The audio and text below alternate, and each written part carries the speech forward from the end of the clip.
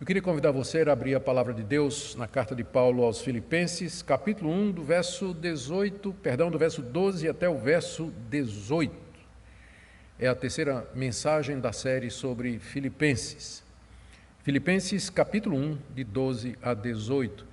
Acompanhe a leitura, é bom que você tenha a sua Bíblia aberta, que você vá acompanhando a exposição verso a verso que nós faremos dessa perícope. Diz assim a palavra de Deus, palavras do apóstolo Paulo, inspirado por Deus.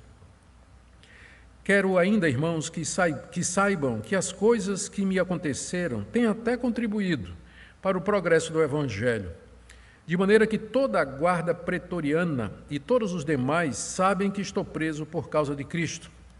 E os irmãos, em sua maioria, estimulados no Senhor por minhas algemas, ousam falar a palavra com mais coragem. É verdade que alguns proclamam Cristo por inveja e rivalidade, mas outros o fazem de boa vontade. Estes o fazem por amor, sabendo que estou incumbido da defesa do Evangelho. Aqueles, porém, pregam Cristo por interesse pessoal, não de forma sincera, pensando que assim podem aumentar o meu sofrimento na prisão. Mas que importa, uma vez que, de uma forma ou de outra, Cristo está sendo pregado, seja com fingimento, seja com sinceridade, também com isso me alegro. Sim, sempre me alegrarei. Até aqui a leitura da palavra de Deus. Queridos, conforme já vimos nas mensagens anteriores, o apóstolo Paulo estava preso em Roma quando ele escreveu essa carta aos Filipenses, depois de ter recebido a visita de Epafrodito, um membro da igreja, talvez um dos líderes da igreja, que esteve em Roma para trazer uma oferta para o apóstolo Paulo e também informações a respeito da situação da igreja. Paulo escreveu para agradecer a oferta que foi enviada, que ele recebeu. Ele escreve para orientar a igreja em alguns assuntos práticos e teológicos que foram trazidos por Epafrodito, por exemplo, a infiltração de alguns mestres judaizantes, veremos isso mais precisamente no capítulo 3, e também havia alguns problemas práticos, lideranças da igreja de Filipos não se entendiam e a unidade da igreja estava ameaçada. Paulo também informa os filipenses da sua situação e dos seus planos e encoraja os crentes da cidade de Filipos a ficarem firmes na fé diante das notícias que eles tiveram da prisão do apóstolo lá em Roma. Na mensagem anterior, nós vimos a gratidão que Paulo demonstra pelos crentes da igreja de Filipos. Ele fala das memórias que tinha do tempo em que passou lá, evangelizando, conforme nós lemos no livro de Atos. Ele agradece a contribuição financeira constante da igreja. A igreja de Filipos foi a única das igrejas fundadas por Paulo que tinha consistência, que tinha coerência na entrega ou no envio de ofertas para o apóstolo Paulo, mesmo quando ele estava preso. Vimos também como Paulo ora em favor dos filipenses, demonstrando certeza de que eles eram eleitos de Deus e que haviam sido salvos, a ponto de Paulo dizer que está certo de que aquele que começou a boa obra entre os filipenses haverá de terminá-la até o dia de Cristo Jesus. E agora, no texto que nós acabamos de ler, Paulo relata aos filipenses o avanço do evangelho na prisão. Em vez de ele se queixar de que estava preso, murmurar e reclamar e ter uma atitude de derrota, o apóstolo Paulo adota uma perspectiva divina da situação. E ele vê o projeto de Deus, mesmo ali naquela situação inesperada da sua prisão. Eu queria então primeiro ver essa perspectiva que Paulo mantém, mesmo naquela situação, que está aí no verso 12. Em seguida, examinar os 3 fatos que Paulo apresenta como prova do seu ponto, de que tudo o que aconteceu, na verdade, contribuiu para o bem do Evangelho. Vamos então, em primeiro lugar, ver essa perspectiva do apóstolo quanto à perda da sua liberdade lá em Roma. Está aí no verso 12. Quero ainda, irmãos, que saibam que as coisas que me aconteceram têm até contribuído para o progresso do Evangelho. Paulo já havia informado aos filipenses que era grato a Deus por eles, nos versos anteriores. E não somente isso, mas que Paulo também orava por eles. Mas Paulo tem ainda mais uma coisa que ele quer que eles saibam. Quero ainda. Esse ainda liga com o que foi dito antes, né? Paulo tinha dito, Eu estou grato por vocês, Paulo tinha dito. Eu quero que vocês saibam que eu oro por vocês, mas tem ainda outra coisa que eu quero que vocês saibam. E o que Paulo quer que eles saibam é isso que está no verso 12, que as coisas que aconteceram com Paulo, na verdade, tinham sido para melhor. O que é que ele se refere com isso? As coisas que me aconteceram. Ele não detalha aqui, mas já era do conhecimento dos filipenses. Paulo tinha sido acusado e preso falsamente lá em Jerusalém por instigação dos líderes judeus. Ele passou 2 anos presos na fortaleza de Cesareia, quando foi interrogado várias vezes. Finalmente ele apela para César e na viagem até Roma sofre um naufrágio tremendo com risco da sua vida. E ele fica preso em Roma, aguardando o julgamento do imperador ou o veredito, se a essa altura o julgamento já tinha acontecido. Em outras palavras, as coisas que me aconteceram foram estas coisas relacionadas com a sua prisão e a restrição da sua liberdade de pregar em todo lugar. Essa era uma situação que, da perspectiva do primeiro século e do avanço missionário do primeiro século, parecia ser, na verdade, um grande atraso. O apóstolo Paulo, o grande pregador entre os gentios, aquele missionário que abria as portas para o evangelho em terreno ainda não desbravado, ele estava preso em Roma, impossibilitado de fazer as suas viagens missionárias. Mas Paulo quer que os filipenses saibam que essas coisas, na verdade, contribuíram para aquilo que Paulo chama de o progresso do evangelho, ou seja, o avanço do evangelho, para um maior proveito do evangelho do que se ele estivesse solto. Essas coisas contribuíram para que o evangelho ficasse claro entre os romanos, exatamente a natureza da mensagem de Paulo. Essas coisas contribuíram para que muitos romanos viessem a conhecer a Cristo e também serviram para fortalecer a igreja. Paulo quer que os filipenses soubessem disso, para que eles entendessem o propósito de Deus com a prisão de Paulo, eles podiam discernir o plano de Deus, e para que eles não ficassem desanimados e perplexos com a perda da liberdade do apóstolo Paulo. Em seguida, Paulo dá 3 exemplos do que ele quis dizer. Em que sentido a sua prisão tinha até contribuído para o progresso do evangelho? E ele dá 3 exemplos. O primeiro deles está aí no verso 13, quando ele diz que muitos soldados romanos vieram a conhecer o evangelho. Verso 13. De maneira que toda a guarda pretoriana e todos os demais sabem que estou preso por causa de Cristo. Paulo estava preso numa casa alugada, em prisão domiciliar, aguardando o julgamento do imperador, ou, como eu já disse, tomar conhecimento da sentença. E ele era guardado constantemente naquela casa por um soldado romano. Nós lemos a respeito disso aqui no final do livro de Atos, no capítulo 28. Lemos no verso 16: uma vez em Roma, Paulo recebeu permissão para morar por sua conta, tendo em sua companhia o soldado que o guardava. E lemos aqui no verso 30, do capítulo 28 de Atos: durante 2 anos, Paulo permaneceu na sua própria casa que tinha alugado, onde recebia todos os que o procuravam. Pregava o reino de Deus com toda a ousadia, ensinava as coisas referentes ao Senhor Jesus Cristo, sem impedimento algum. O final do livro de Atos, então, nos dá qual era a condição que Paulo estava quando escreve a carta aos Filipenses. Ele estava em prisão domiciliar, numa casa que ele tinha alugado por permissão do imperador, e ele era guardado constantemente por um soldado.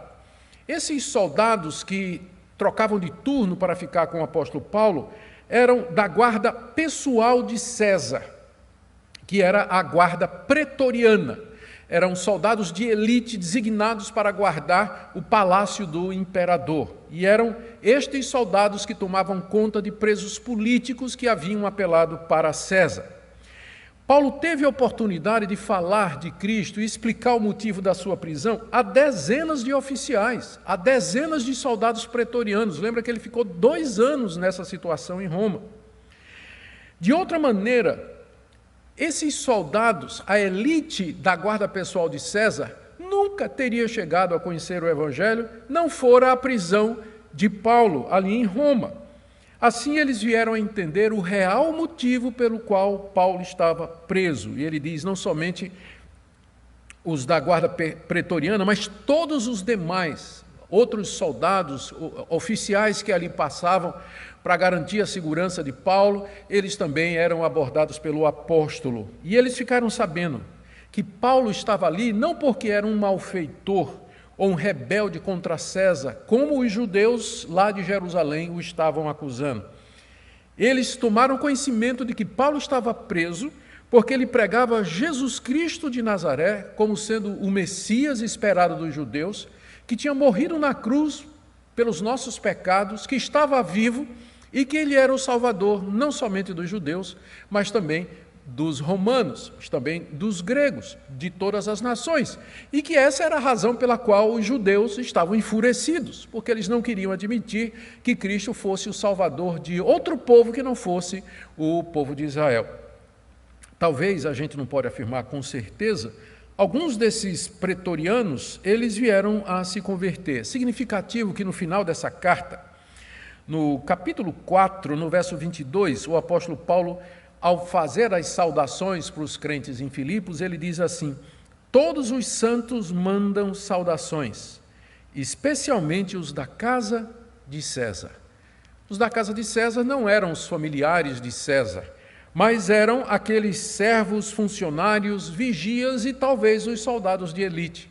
Talvez aqui haja uma menção a alguns desses pretorianos que se converteram ali, escutando o apóstolo Paulo, que certamente não perdeu a oportunidade, uma vez que ele tinha durante o dia um soldado romano ao seu lado para testemunhar do Evangelho. Era isso que Paulo queria que os filipenses soubessem, que a prisão dele, na verdade, tinha até contribuído para o progresso do Evangelho, porque a elite militar de Roma tinha tomado conhecimento do Evangelho através das suas algemas. Mas há um outro ponto aqui, há uma outra situação que também ilustra o que Paulo está dizendo, que tudo, na verdade, contribuiu para o progresso do Evangelho.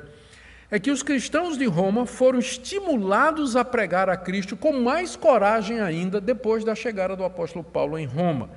Ele diz aqui no verso 14, e os irmãos, em sua maioria, estimulados no Senhor por minhas algemas, ousam falar a palavra com mais coragem. Os irmãos aqui a que Paulo se refere só pode ser uma referência aos crentes de Roma, onde ele estava preso. Já havia uma igreja em Roma quando Paulo chegou lá, como prisioneiro de César. Paulo já tinha escrito a carta à igreja de Roma fazia cerca de 5 anos. Então, ele era conhecido dos cristãos de Roma, ou pelo menos os cristãos de Roma tinham tomado conhecimento de quem era o apóstolo Paulo e a mensagem que ele pregava. E quando Paulo chegou, eles receberam Paulo muito bem, voltando aqui ao capítulo 28 de Atos, capítulo 15, verso 15, diz assim, tendo ali os irmãos ouvido notícias nossas ali em Roma, vieram ao nosso encontro até a praça de Ápio e as 3 vendas. Ao vê-los, Paulo deu graças a Deus e sentiu-se mais animado. Está se referindo aos irmãos de Roma. Apesar de ser uma igreja forte e atuante, a igreja de Roma vivia sob a ameaça constante de perseguição, prisão e morte. Não fazia muito tempo, o imperador Cláudio tinha expulsado de Roma judeus e cristãos sob a acusação de que um tal de Cresto estava instigando revoltas contra César. Cresto é provavelmente Cristo. É que a pessoa que escreveu essa história, não sendo cristão, não conhecia a grafia da palavra, colocou Cresto em vez de Cristo, né? Mas é uma fonte que a gente tem fora da Bíblia, que esse foi o motivo pelo qual o imperador Cláudio expulsou os judeus de Roma, e com os judeus os cristãos foram expulsos também. Então, havia sempre aquele medo em Roma de uma iminente perseguição da parte dos judeus e dos próprios romanos, havia esse receio. Mas a chegada do apóstolo Paulo em Roma como prisioneiro de Cristo acabou servindo de encorajamento para os irmãos, de ânimo para os irmãos. Ali estava aquele grande servo de Deus, o pregador dos gentios, o grande apóstolo de Jesus Cristo, preso por pregar o Evangelho. Aquilo meio que estimulou os irmãos, dizendo, e por que nós vamos ficar calados? Por que nós estamos com medo? E houve esse zelo evangelístico ali em Roma, provocado pela chegada de Paulo como prisioneiro. Paulo diz aqui que foi a maioria dos irmãos, está aqui, verso 14, e os irmãos em sua maioria, estimulados no Senhor por minhas algemas, ousam falar a palavra com mais coragem. Quando ele diz com mais coragem, literalmente no grego está dizendo sem medo de ser preso, sem medo de sofrer censura, perseguição da parte dos judeus ou dos gentios. A causa está no verso 16, quando Paulo diz que eles fazem isso por amor. Eles fazem isso por amor, sabendo que estou incumbido da defesa do Evangelho.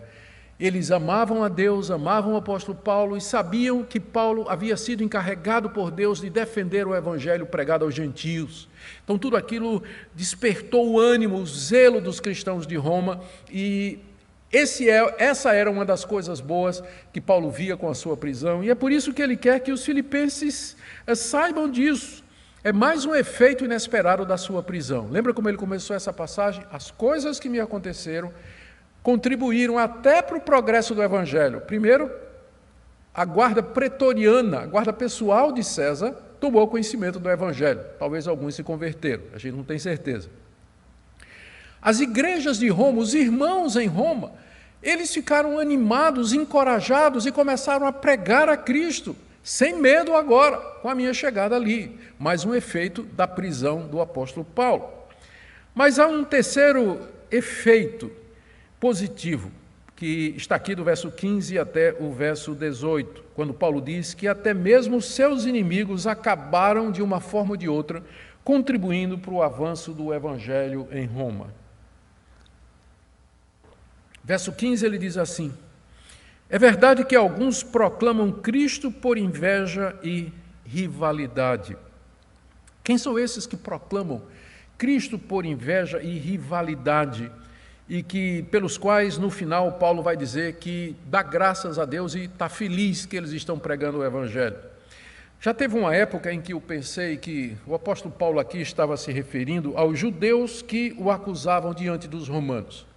O raciocínio que eu tinha na minha mente era o seguinte: os judeus que haviam acusado Paulo em Jerusalém haviam acompanhado Paulo até Roma, onde se daria o julgamento, e ao comparecerem diante do tribunal, eles trouxeram as suas acusações contra o apóstolo Paulo. Esse homem diz que Jesus está vivo, esse homem diz que Jesus é o Filho de Deus, esse homem diz que Jesus morreu pelos pecados, esse homem diz que teve um encontro com Jesus, esse homem diz que esse encontro mudou sua vida, e ele diz que Cristo salva pela fé sem as obras da lei.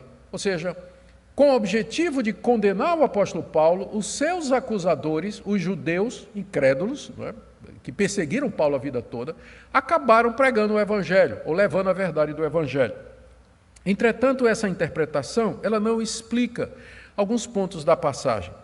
Primeiro, porque esses supostos pregadores de motivos errados, eles estão dentro do grupo de irmãos mencionados no verso 14. Olha a sequência, verso 14. E os irmãos, estimulados no Senhor, falam a palavra com mais coragem. É verdade que alguns desses irmãos, só pode ser isso, o contexto exige essa interpretação, alguns desses irmãos proclamam a Cristo por inveja e rivalidade. Então não pode ser os judeus não convertidos, os inimigos de Paulo.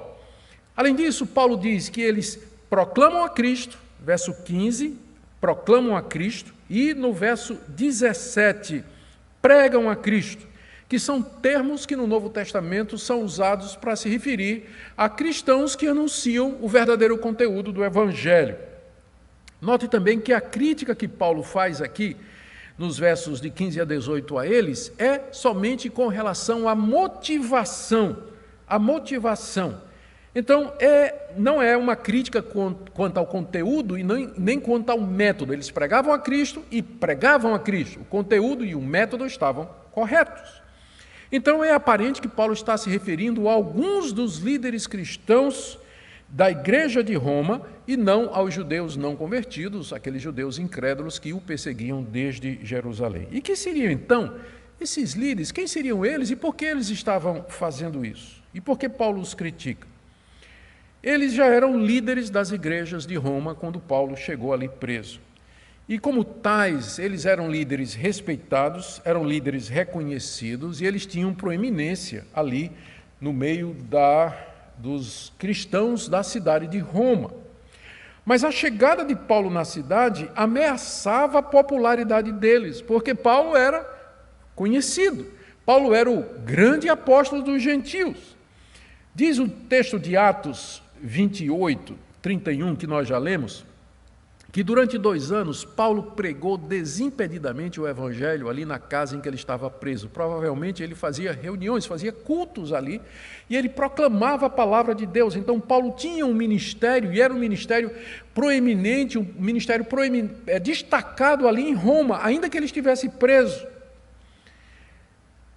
E não tardou para que, de repente, a personalidade do apóstolo Paulo, o seu conhecimento, a sua capacidade de pregação, a sua paixão, o seu zelo começasse a atrair as pessoas, e aqueles outros que antes brilhavam, a luz deles começou a fenecer. Não que era essa a intenção do apóstolo Paulo, mas é o que geralmente acontece.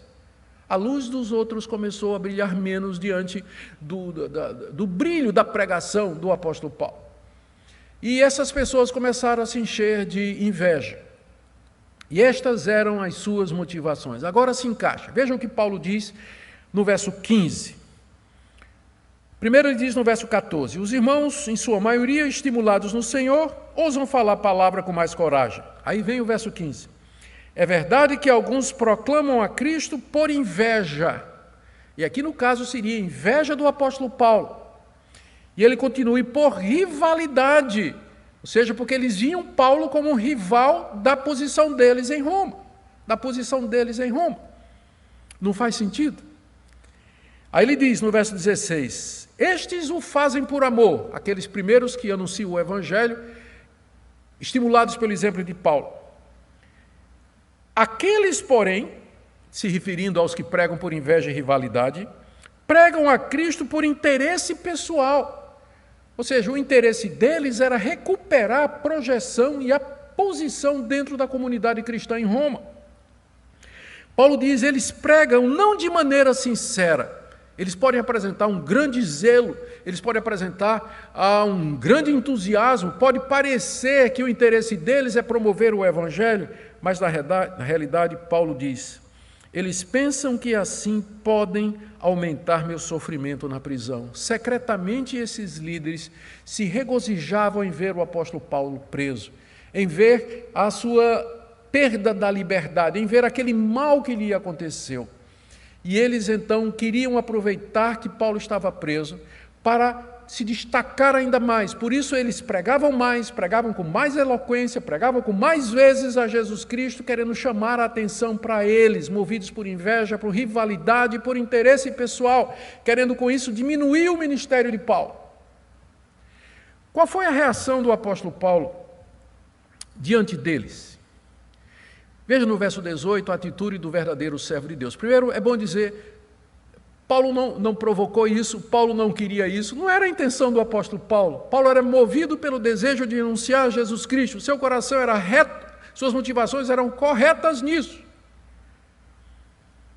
Mas olha o que é que ele diz aqui. Ele diz no verso 18, mas que importa? Uma vez que de uma forma ou de outra, Cristo está sendo pregado, seja com fingimento, seja com sinceridade, também com isso me alegro, sim, sempre me alegrarei. Quando ele diz assim, mas o que importa, o que ele quer dizer é o seguinte, o que importa o que eu penso sobre isso? O que importa o que eu acho dessas pessoas que estão aí pregando a Cristo, na cidade toda, movidos por inveja e rivalidade contra mim? Não importa o que eu penso. O que importa é que de uma forma ou de outra, ou por pretexto, ou por sinceridade, Cristo está sendo pregado, Cristo está sendo anunciado em Roma, e é isso que me interessa, não que eu seja conhecido, mas que o Senhor Jesus seja conhecido, que o seu evangelho seja proclamado. Com isso eu me alegro, diz o apóstolo Paulo, não com a motivação desses homens e não com a atitude deles, mas no fato de que Cristo está sendo pregado e conhecido em Roma, com isso eu me alegro, sim, sempre me alegrarei em toda essa situação. Notemos que essa declaração de Paulo, ela não pode ser usada, como tem sido usada por muitos, para justificar que os crentes usem estratégias de todo tipo para pregar a Jesus Cristo. O que importa é que Cristo seja pregado. E isso, então, eles usam para justificar boate gospel, bloco de carnaval gospel e uma série de outras estratégias polêmicas dizendo que o que importa é que Cristo seja anunciado. Se nós olharmos direitinho o texto, como nós acabamos de ver, Paulo diz isso não com relação ao método e ao conteúdo, mas com relação às motivações. As motivações. Ele não tem crítica nenhuma com relação ao método. O método era a pregação, era o ensino do Evangelho. O problema com aqueles líderes não era o conteúdo, eles estavam pregando Cristo crucificado. Não era o método, eles estavam pregando, eles estavam proclamando, anunciando a Jesus. Mas o problema eram as motivações. Inveja, rivalidade, interesse pessoal, um desejo secreto de ver a queda do apóstolo Paulo, de derrubar aquele que era o mais proeminente pregador de Roma a essa altura.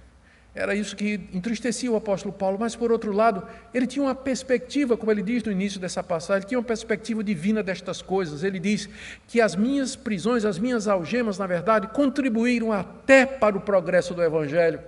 E ele inclui a pregação desses falsos mestres, desses líderes com motivações falsas, eu devia dizer melhor, como sendo uma das coisas que corroboram o seu ponto de que, mesmo no meio de todas essas circunstâncias, Deus tem uma química de extrair bênção de veneno, por assim dizer. Deus é o único alquimista químico que consegue pegar a essência do veneno e transformar em remédio e transformar em bênção. É isso que ele estava fazendo ali. O que é que esse texto nos ensina? É muita coisa, não é que esse texto nos ensina. Eu queria destacar 5 coisas aqui. A primeira delas, o controle que Deus tem sobre todas as circunstâncias. Paulo fez planos de ir a Roma, ele tinha planos de ir a Roma, tinha planos de chegar ali, passar um tempo com os irmãos de Roma e de lá ser enviado para a Espanha para pregar o Evangelho. Não aconteceu como ele tinha planejado. Deus tinha outros planos, Deus tinha outros meios de alcançar aqueles objetivos que Paulo também tinha no coração. Paulo, de fato, chegou em Roma, mas ele chegou como prisioneiro. E ele ficou ali 2 anos. E naqueles 2 anos evangelizou a cidade, escreveu a carta aos Filipenses, aos Efésios, aos Colossenses e a carta de Filemão. Paulo alcançou muito mais gente ali da prisão do que ele teria alcançado talvez se ele tivesse ido para a Espanha, como ele tinha planejado. Deus está no controle de todas as coisas, esse texto nos ensina isso. Segundo, nos traz o desafio de sermos uma bênção, onde quer que Deus nos coloque. Em vez de ficar se vitimizando ali na prisão, reclamando de Deus, perguntando por que isso aconteceu comigo, o apóstolo Paulo usou cada momento para proclamar a glória de Deus e avançar o seu reino, a começar com a evangelização de cada soldado novo que a providência de Deus colocava ali na sua casa dia após dia. E dessa maneira Paulo transformou a maldição em bênção. Esse texto nos ensina a olhar as circunstâncias ruins da perspectiva de Deus. Paulo olhava para aquela situação toda do ponto de vista divino, sabendo que Deus está no controle e que Ele faz com que tudo coopere para o bem daqueles que o amam. Então Paulo perguntava, onde está o bem para mim aqui nessa prisão? E ele conseguia detectar essas coisas. Ele podia ver que, na verdade, no final, fazendo as contas, a prisão dele tinha até servido para o avanço do Evangelho, o que não teria acontecido de outra maneira.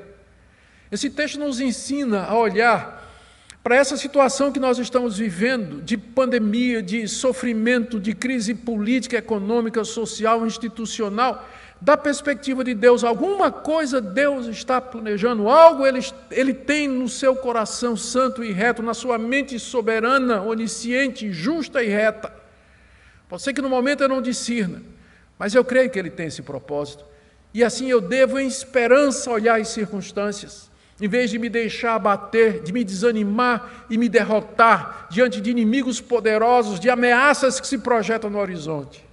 Mas fazer como o apóstolo Paulo, estas coisas até contribuíram para o progresso do Evangelho. Esse texto também nos ensina que a importância das motivações. Você vê a preocupação do apóstolo Paulo, a crítica que ele tem com aqueles mestres. é o motivo pelo qual eles pregam o Evangelho.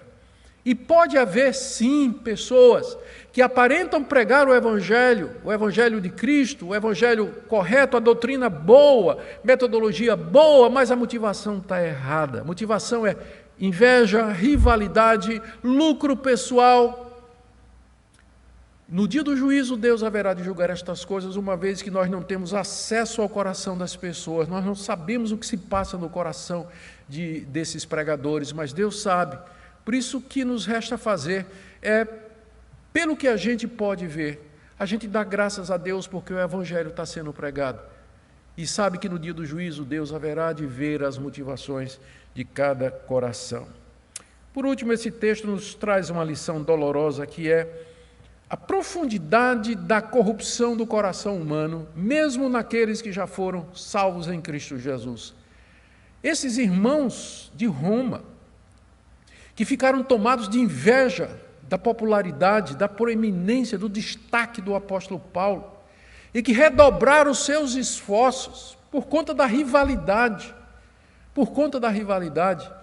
secretamente se alegrando, querendo fazer Paulo sofrer ainda mais ali na prisão.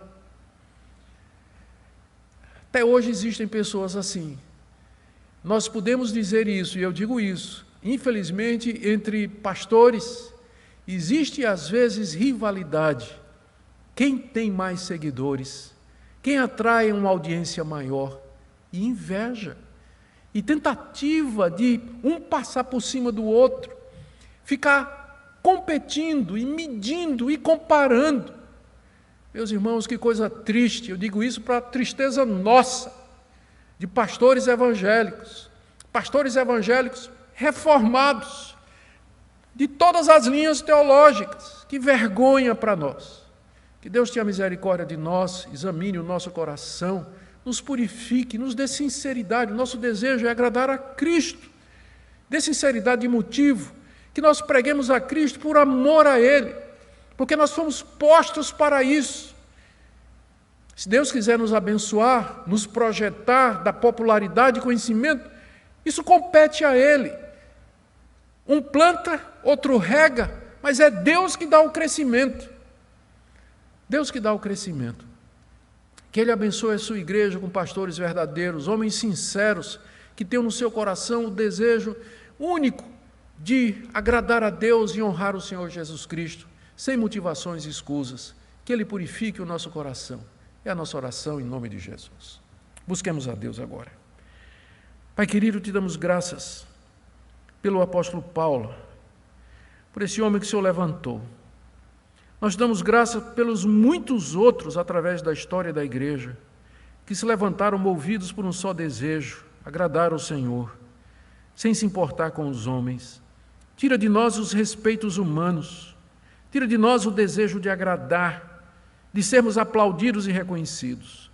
Ajuda-nos a ser sinceros e puros de coração, e a Te buscar, ó Deus, e Te servir, porque o Senhor nos amou, o Senhor nos chamou, nos perdoou, recebeu como filhos Teus e nos deu a vida eterna em Cristo Jesus. Abençoa a Tua igreja, em nome de Jesus. Amém.